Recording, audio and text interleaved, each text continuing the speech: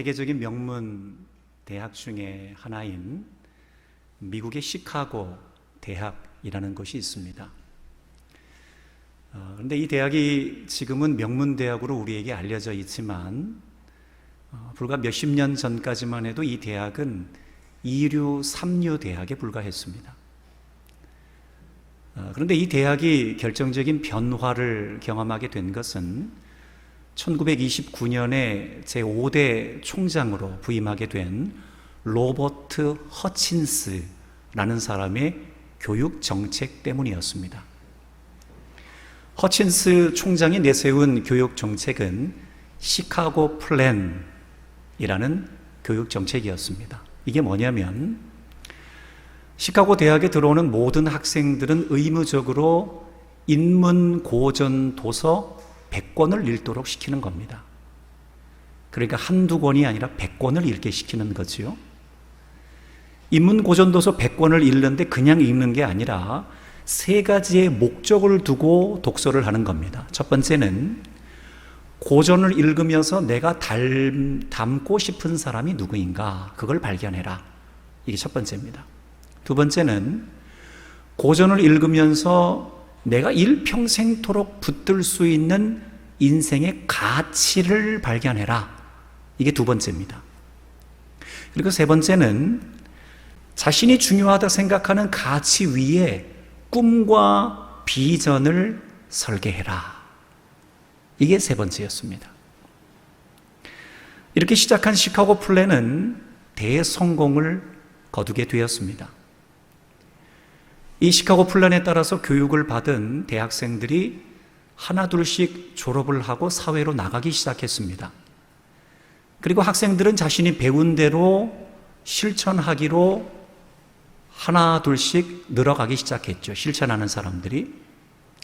자신들이 배운 대로 닮고 싶은 사람들을 닮아서 살아가려고 노력을 했고, 자신들이 중요하다 여기는 가치를 실천하기 위해 노력을 했고, 또 자신들이 중요하다 여기는 꿈과 비전을 설계한 대로 이루기 위해서 노력하는 삶을 살아갔습니다.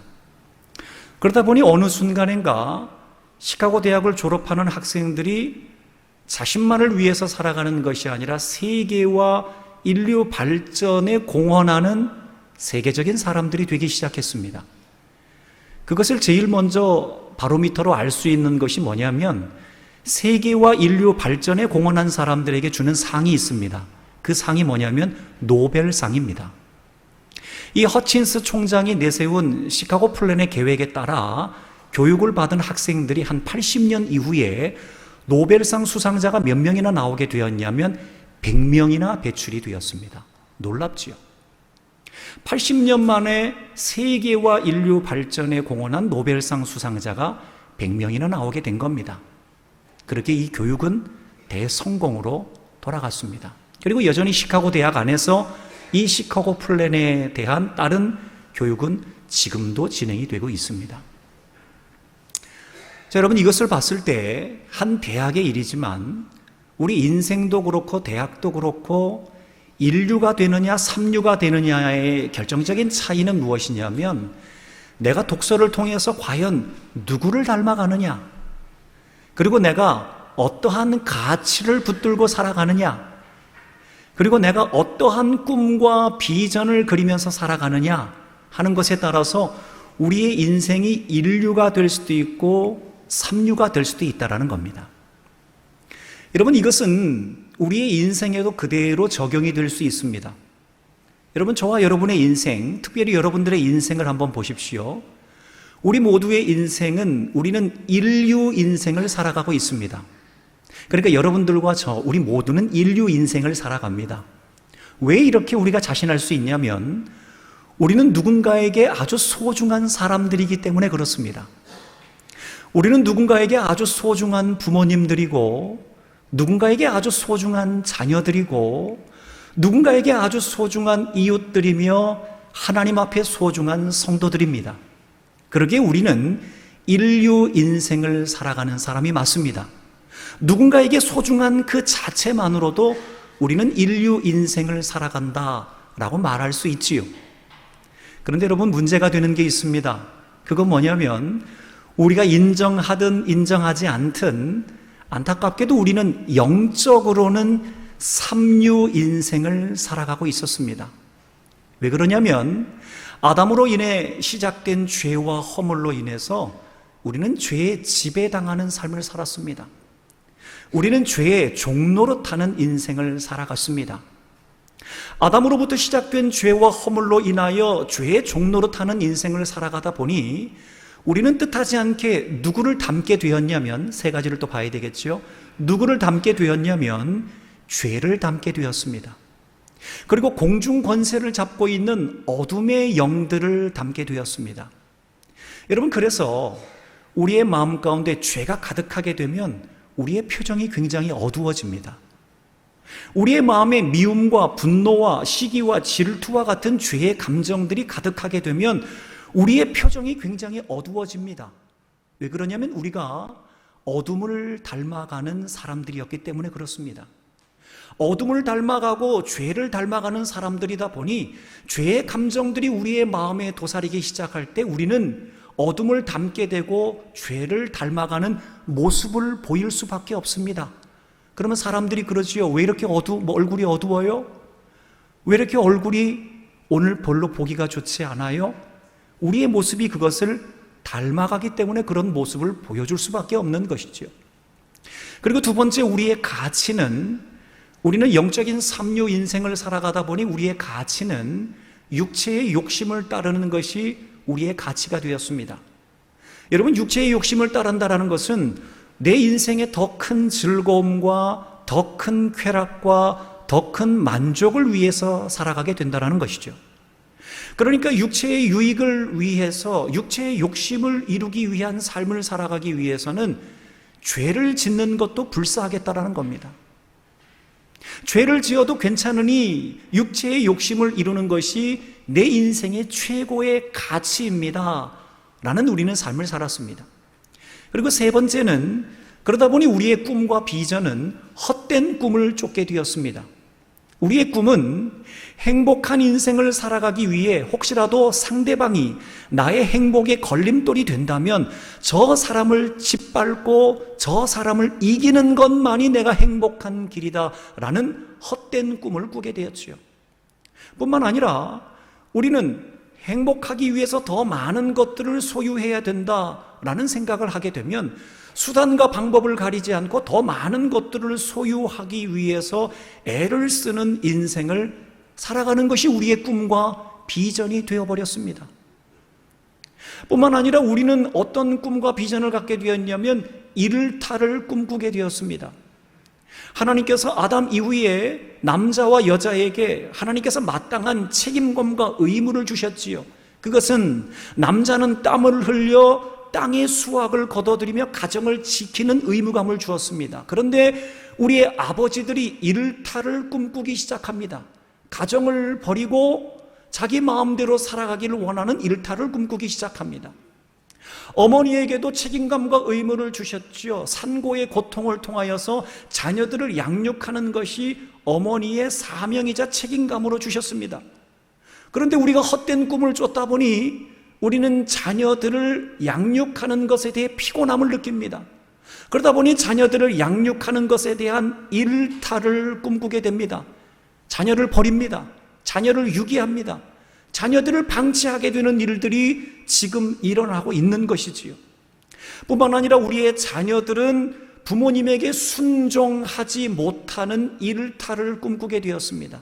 이게 우리의 모습이었습니다. 여러분, 이것이 아담으로부터 시작된 죄와 어둠의 권세 가운데서 닮아가고 있는 영적인 삼류 인생을 살아가는 우리들의 모습이었습니다. 우리는 죄를 닮아갔고 어둠의 권세를 잡고 있는 어둠의 영들을 닮아갔고 우리의 가치는 육체의 욕심을 이루는 것이 우리의 가치가 되어버렸고 우리의 꿈과 비전들은 헛된 것들을 쫓는 것이 우리의 꿈과 비전이 되어버렸습니다. 그것이 영적인 삼류 인생을 살아가는 우리들의 모습이 되어버렸죠. 여러분, 어떻습니까? 여러분, 이런 삶을 살면 우린 정말로 행복할 수 있을까요? 영적인 삼류 인생을 살아가는 것에 우리가 굉장히 시간을 투자하고 에너지를 투자하고 지금 살아가고 있는데 이거 정말 하나님 기뻐하시는 걸까요? 정말 우리 이렇게 살면 행복한 삶 맞을까요? 아버지들이 일탈을 하고 어머니들이 일탈을 하고 자녀들이 일탈을 하면서 다른 사람들을 짓밟으면서 수단과 방법을 가리지 않고 온갖 좋은 것들을 취하기 위해 애쓰는 삶을 살아가는 것이 정말로 우리를 행복한 길로 인도할 수 있을까요? 영적인 삼류 인생을 살아가는 것이 정말로 우리에게 행복을 줄 수 있을까요? 아닙니다. 여러분, 그것이 아니라는 것을 여러분들도 알고 저도 압니다. 그리고 우리 하나님도 아십니다. 너무나 감사한 것은 사랑이 한이 없으신 우리 하나님께서는 우리를 영적인 삼류 인생으로 살아가도록 내버려 두지 않으셨습니다. 그래서 하나님께서는 우리를 사랑하셔서 그 아들 예수 그리스도를 이 땅 가운데 보내주신 겁니다. 그러기에 오늘 본문 1절은 이와 같이 시작을 하고 있는 겁니다. 우리 1절 말씀 함께 읽습니다. 시작.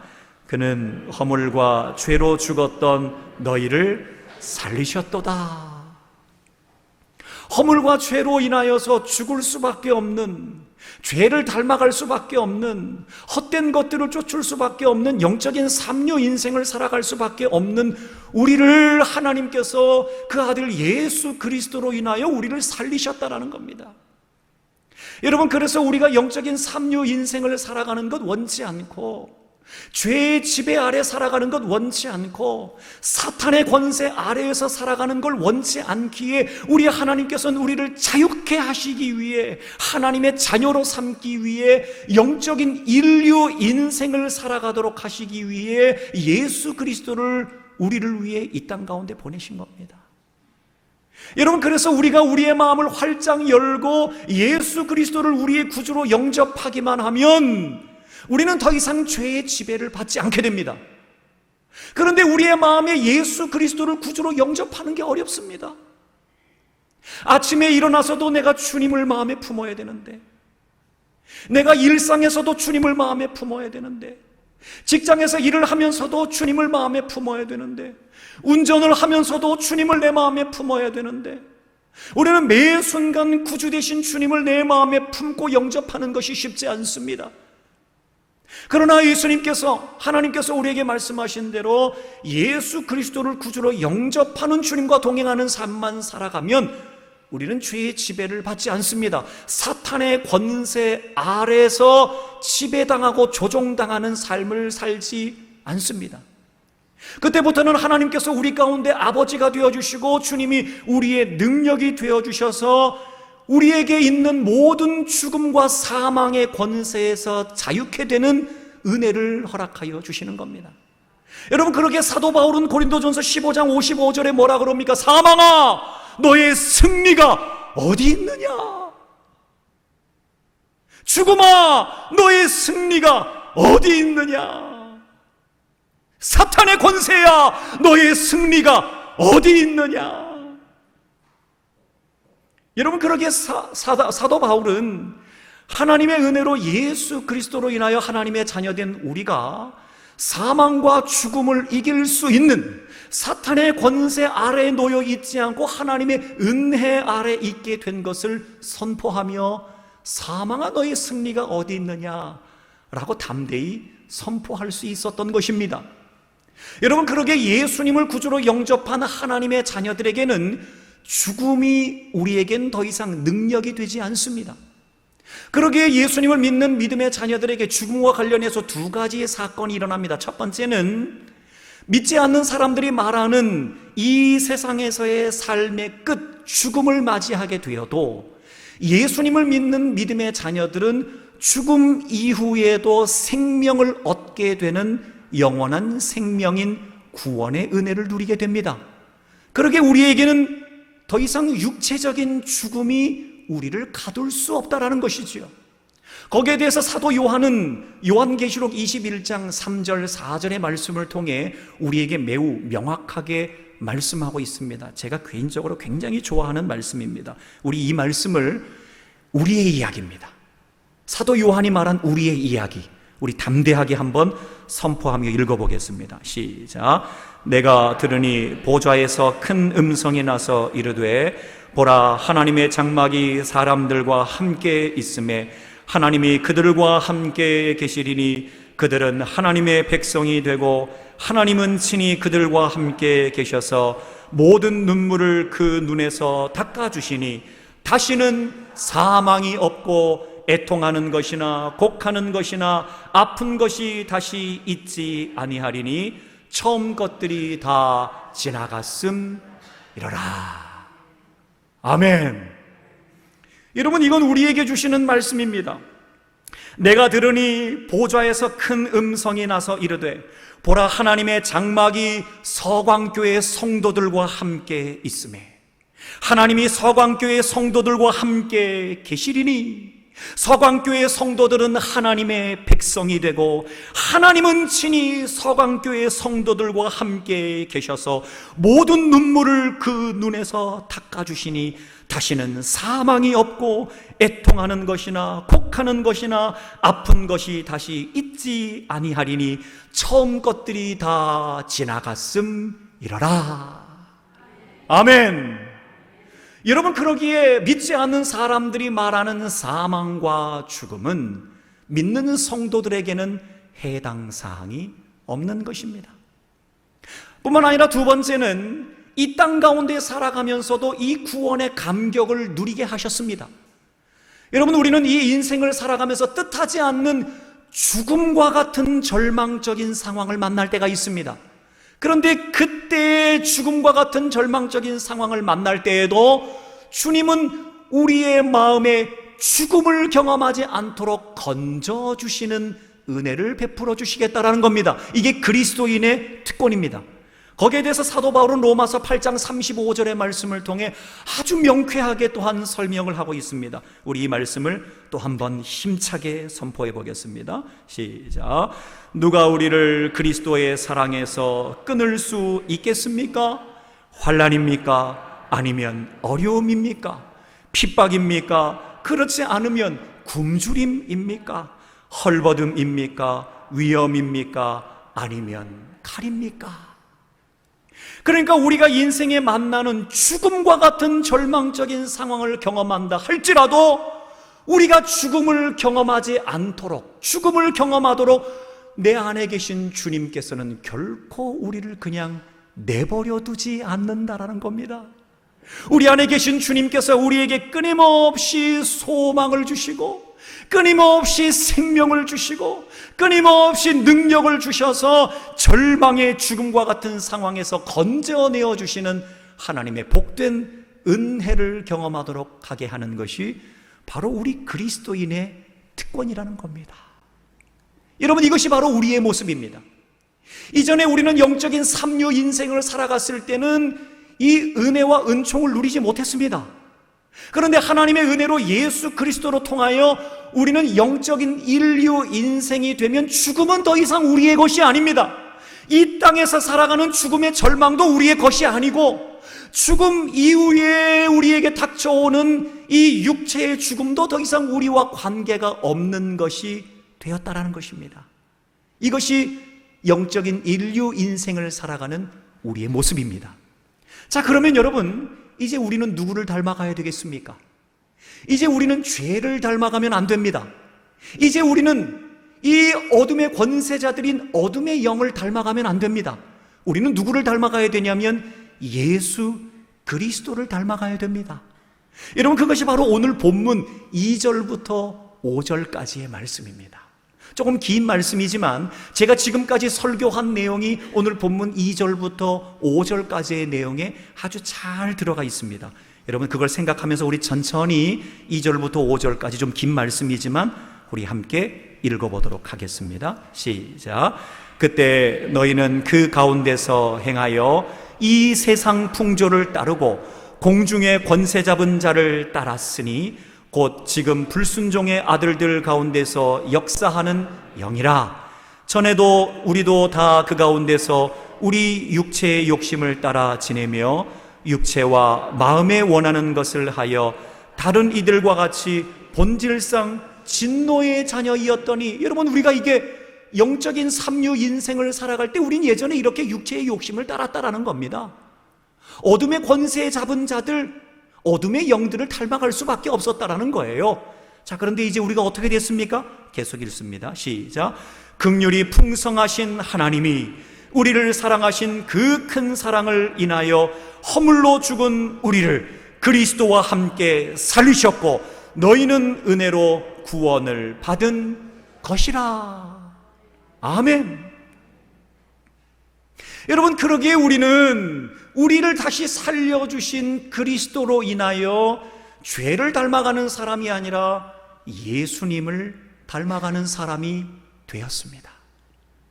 여러분, 그렇다면 우리에게 가치가 있지요.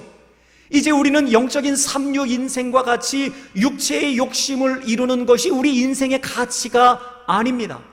우리의 인생의 가치는 우리에게 베풀어 주신 은혜를 어떻게 하면 내가 전할 수 있을까? 나를 죽음의 고통에서 건져주신 하나님의 은혜를 내가 어떻게 하면 전할 수 있을까? 나를 생명의 은혜로 건져주신 이 하나님의 은혜, 나에게 능력을 베풀어 주시는 이 주님의 은혜를 내가 어떻게 하면 전할 수 있을까 하는 것이 우리의 새로운 가치가 되었다라는 것입니다. 그것이 오늘 본문 7절의 말씀입니다. 우리 함께 읽습니다. 시작. 이는 그리스도 예수 안에서 우리에게 자비하심으로써 그 은혜의 지극히 풍성함을 오는 여러 세대에 나타내려 하심이라. 여러분, 그래서 이제 우리는 육체의 욕심을 이루는 것이 우리의 가치가 되는 것이 아니라 이제 우리는 우리에게 베풀어 주시는 하나님의 한량없는 은혜를 전하는 것이 우리의 새로운 가치가 되었습니다. 자, 그런데 여러분, 여기서 궁금한 것이 있습니다. 그게 뭐냐면 은혜가 무엇이냐 하는 것입니다. 여러분, 우리가 말을 많이 하죠. 은혜, 은혜, 은혜. 그런데 과연 은혜라는 것이 무엇이냐? 그럼 이제 우리는 은혜를 전해야 되는데 그 은혜를 전하려면 어떤 은혜를 전해야 되느냐 하는 것에 대해서 우리가 고민이 있습니다. 말씀을 준비하면서 한번 생각을 해봤습니다. 과연 은혜가 무엇일까? 생각을 하다가 이번 휴가 때 가졌던 일이 생각이 났습니다. 여러분들에게 예를 하나 좀 들어보겠습니다. 이번 휴가 때 제가 어떻게 지냈는지 궁금하시지요? 안 궁금합니까? 네. 이번에 큰아들이 이제 계약을 해서 함께 할 수 없었죠. 학교를 계속 가야 돼서 집사람이 이제 큰아들과 함께 있었고 저는 둘째 아들만 데리고 이번에 고향에 잠시 다녀왔습니다. 그런데 매번 고향에 가면 그냥 집에만 있다가 돌아오는 경우가 많아서 이번에는 큰맘 먹고 설악산 비선대를 한번 좀 등반을 해봐야 되겠다. 뭐 등반이라고까지 말할 것도 없지요. 생각을 했습니다. 그래서 둘째를 데리고 설악산 비선대를 갔습니다. 근데 비가 온 후라 그런지 너무 아름다웠습니다. 너무 초록이 푸르렀고 그리고 자연의 공기가 너무 맑았습니다. 그리고 비가 온 후라 그런지 옆에 계곡물들이 이만큼 찼습니다. 계곡물 흘러가는 소리가 너무 듣기 좋았습니다. 쫄쫄쫄쫄쫄쫄쫄. 제가 너무 보기 좋아서 이건 내가 혼자 보기엔 아까운데 우리 교우들과 함께 이걸 좀 나누고 싶은데 하는 마음에 제가 영상으로 담아왔습니다. 혹시 궁금하시거든 개인적으로 저에게 오시면 제가 보여드리겠습니다. 얼마나 계곡물 소리가 좋은지 몰라요. 가까이 가서 봤어요. 그랬더니 계곡물이 얼마나 깨끗한지 모릅니다. 제가 설악산을 자주 갔지만 설악산 물이 이렇게 깨끗한 줄 다시 알았습니다. 유리알처럼 맑습니다. 그래서 좀 가까운 곳에 가서 계곡물에 손을 좀 넣어봐야 되겠다 생각을 해서 손을 한번 넣어봤어요. 담가봤어요. 그랬더니 너무 시원하고 깨끗하고 좋더라고요. 그래서 혼자 경험하기에는 좀 그래서 같이 간 둘째한테 아들 이리 와서 이 계곡물에 손 한번 넣어봐. 그랬더니 올까요? 안 올까요? 안 옵니다. 극구 사양하고 도망가는 겁니다. 그래서 제가 겨우겨우 설득을 했지요. 아들 여기까지 왔는데 계곡물에 손을 넣고 가야지. 빨리 와봐. 겨우겨우 설득을 해서 계곡물에 손을 넣게 했습니다. 그리고 제가 물어봤지. 어때? 좋지? 그랬더니 겨우 대답합니다. 아, 네, 좋네요. 겨우 대답을 합니다. 그도 그런 것이 아들 나름의 어려움이 있었더라고요. 저는 몰랐는데 비가 온 후라, 제가 계속해서 비가 온 후라는 말씀을 드리지요. 비가 온 후라서 올라가는 길이 돌길이었습니다. 돌길이 비가 묻어 있으니까 미끄러운 거예요. 그러니까 미끄러워서 미끄러지지 않으려고 자기 딴에는 막 애를 쓰고 올라갔던 것 같습니다. 그리고 산에는 또 뭐가 많습니까? 벌레가 많잖아요. 모기도 많잖아요. 날아다니는 벌레와 모기 때문에 그걸 막 피하느라고 정신이 없었던 거예요. 그런데 거기다가 제가 계곡물에 손까지 넣으라고 하니 싫었던 거지요. 아, 예. 그러고 말았던 겁니다. 어떻게 해서 2시간, 왕복 2시간 거리 비선대까지 잘 다녀올 수가 있었습니다. 그리고 내려가는 길에 차 안에서 둘째 아들이 저에게 그러는 겁니다. 아빠, 다음에 한 번 더 오고 싶어요. 제가 깜짝 놀랐어요. 아니, 올라가는 길이 그렇게 힘들고 벌레도 많고 계곡에 손 놓는 것도 그렇게 싫어했는데 왜 다시 오고 싶어? 그랬더니 그래도 다시 오고 싶어요. 뭔가 나름 좋은 마음이 있었던 것 같습니다. 다시 오고 싶어요 라고 이야기를 하더라고요. 제가 말씀을 준비하면서 은혜가 무엇인가 라는 생각을 하면서 은혜가 이것이 아닐까 라는 생각을 했습니다. 여러분, 은혜는 아빠 다시 오고 싶어요 하는 것과 같은 것이 은혜가 아닐까라는 생각을 했습니다. 여러분, 이게 무슨 말이냐면, 여러분, 우리는 우리 나름대로 믿음이 있다고 합니다. 그런데 믿음이 있지만 우리의 인생에 갑작스러운 일들을 경험하게 되면 우리는 굉장히 당황스럽습니다. 믿음이 있다고 말은 하지만 갑작스럽게 어려운 일들을 경험하게 되면 우리는 당황스러워요. 마치 저희 둘째 아들이 산길을 올라가면서 돌길 위에 넘어질 뻔한 것이 당황스러웠던 것처럼, 산에 그렇게 벌레와 모기가 많은 줄 몰랐던 것이 당황스러웠던 것처럼, 아빠가 계곡에 손을 한번 담가보라고 얘기하는 것이 그렇게 당황스러웠던 것처럼, 여러분, 우리는 믿음이 있다고 하지만 우리의 인생에 갑작스럽게 무언가의 사건들이 일어나게 되면 우리는 굉장히 당황스러워진다라는 겁니다. 그러면 하나님께서 우리를 위해 예비하신 것들은 우리는 둘러볼 여력이 없습니다. 아름다운 자연과 좋은 계곡과 좋은 푸르른 잎들이 있지만 저희 아들이 당황스러워서 그것을 미처 보지 못했던 것처럼, 우리도 믿음이 있다고 하지만 인생의 당황스러운 일들을 맞이하게 되면 우리는 하나님께서 우리를 위해 예비하신 것들을 둘러볼 수가 없어요. 우리를 위해 섭리해 가시는 것들을 우리는 도저히 눈을 뜨고 볼 수가 없는 것, 느낄 수가 없는 겁니다. 경험할 수가 없는 것이요. 여러분, 그렇게 되면 우리는 영적인 실망감을 경험하게 됩니다. 그러면 예배의 감격이 점차 사라지지요. 그러면 기도할 용기가 점점 없어집니다. 그리고 우리의 마음 가운데 찬양할 마음의 여유가 사라지게 되죠. 더 깊은 낙심과 절망감에 빠지게 되는 것이 당황스러운 일을 만나게 될 때 우리의 모습입니다. 여러분, 그런데 그때 하나님께서 우리에게 은혜를 주시는 겁니다. 여러분, 그 은혜가 뭔지 아세요?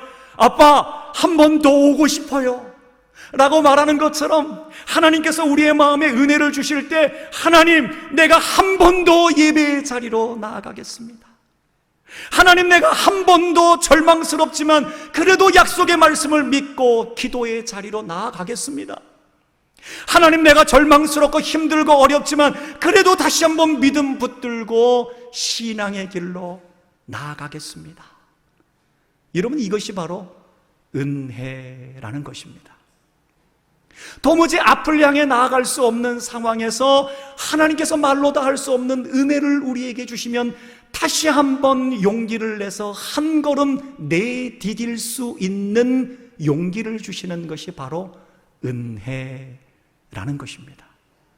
여러분, 그러면 하나님께서 우리에게 베풀어 주시는 이 은혜를 경험하게 되면 우리는 하나님께서 우리에게 예비하신 은혜의 강가로 나아가게 됩니다. 그러면 그 은혜의 강가에 손을 담글 수 있지요. 발까지 담글 수 있습니다. 세수까지 할 수 있게 됩니다. 여러분, 말씀을 준비하면서 찬양이 떠올랐습니다. 어제 말씀을 묵상하고 저녁에 이렇게 있는데 이 찬양이 계속 생각이 나는 거예요. 그래서 오늘 말씀을 준비하면서 이 찬양을 교우들과 나누면 좋겠다 생각을 했어요. 여러분, 이 찬양 아세요? 내 주의 은혜 강가로, 내 주의 은혜 강가로,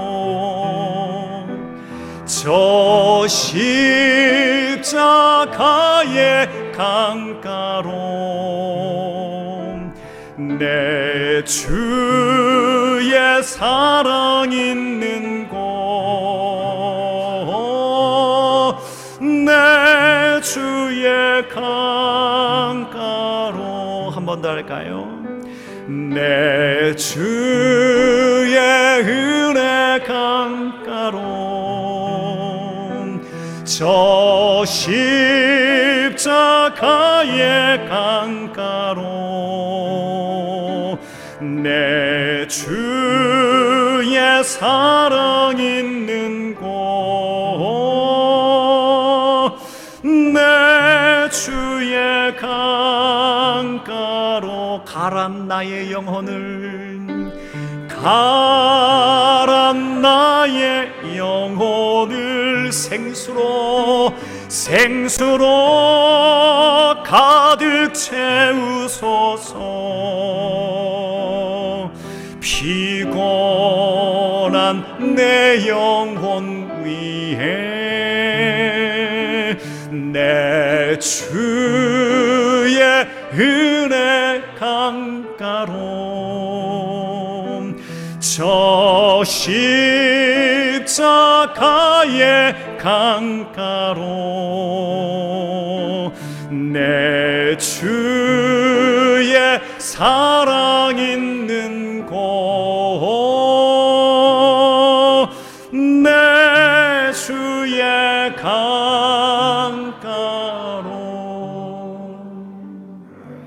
아멘. 여러분, 이 은혜가 있어야 우리가 앞으로 한 걸음 더 나아갈 수 있게 되는 겁니다. 여러분, 그러면 이제 우리는 우리의 꿈과 비전이 바뀝니다. 이전에 우리는 삼류 인생을 살아갈 때에는 우리의 꿈과 비전은 육체의 욕심을 이루는 것이 우리의 꿈과 비전이었습니다. 그런데 이제 영적인 인류 인생을 살아갈 때 우리의 꿈과 비전은 뭐가 될까요? 하나님을 높이는 것이 우리의 꿈과 비전이 되는 겁니다. 그것이 바로 오늘 본문 10절에 나와 있습니다. 우리 10절 말씀을 함께 읽습니다. 시작. 우리는 그 만드신 바라 그리스도 예수 안에서 선한 일을 위하여 지으심을 받은 자니, 이 일은 하나님이 전에 예비하사 우리로 그 가운데서 행하게 하려 하심이니라. 그러니까 이제 우리는 육체의 기회를 삼는 꿈과 비전이 아니라 이제 우리는 하나님을 높이는 인생을 살아가는 꿈과 비전을 갖게 된다는 겁니다. 그러니까 하나님, 내 인생을 통해 하나님을 높이기를 원합니다. 하나님, 나의 가정을 통해 하나님을 높이기를 원합니다. 하나님, 우리 교회를 통해 하나님을 높이기를 원합니다. 하나님, 우리 민족을 통해 하나님을 높이기를 원합니다. 이게 우리의 꿈과 비전이 된다는 것입니다. 사랑하는 여러분, 이제 우리는 죄의 지배를 받고 어둠의 권세의 주관자인 사탄의 권세 아래서 죄를 닮아가는 영적인 삼류 인생을 살아가는 사람들이 아닙니다. 여러분, 그러기에 우리는 이제 죄를 닮아가는 것이 아니라 예수님을 닮아가야 됩니다. 우리의 가치는 육체의 욕심을 이루는 것이 가치가 아니라 우리에게 베풀어 주신 은혜, 우리를 한 걸음 더 앞으로 나아가게 하신 그 은혜를 전하는 것이 우리의 가치가 되어야 됩니다. 우리의 꿈과 비전은 헛된 꿈들을 쫓으면 안 됩니다. 이제 우리는 나를 통하여서 하나님을 높이는 것, 우리의 가정을 통해, 우리의 교회를 통해, 민족을 통해 하나님을 높이는 것이 우리의 꿈과 비전이 될 수 있어야 합니다. 바라기는 저와 여러분이 그러한 영적 인류 인생을 살아가는 믿음의 사람들이 다 되실 수 있기를 우리 주님의 이름으로 간절히 축원합니다.